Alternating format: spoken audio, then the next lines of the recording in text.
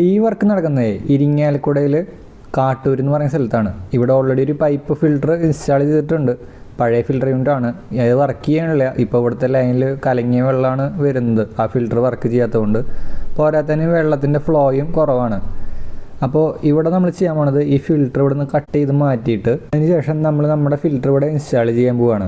അപ്പോൾ ഇങ്ങനെയുള്ള pipe ഫിൽറ്ററുകളുടെ disadvantage നമ്മൾ മുമ്പും പറഞ്ഞിട്ടുണ്ട്. ഇത് റീഫില്ല് ചെയ്യാനും സർവീസ് ചെയ്യാനൊക്കെ വളരെ ബുദ്ധിമുട്ടാണ്. അപ്പോൾ വെസൽ ഫിൽറ്ററുകളാകുമ്പോൾ നമുക്ക് മീഡിയം മാറ്റി റീഫില്ല് ചെയ്യാനൊക്കെ വളരെ എളുപ്പമാണ്. അപ്പോൾ ഇവിടെ നമ്മൾ ടാങ്കിൽ നിന്ന് ഇറങ്ങുന്ന ലൈനിലേക്കാണ് ഫിൽറ്റർ സിസ്റ്റം ഇൻസ്റ്റാൾ ചെയ്യണത്.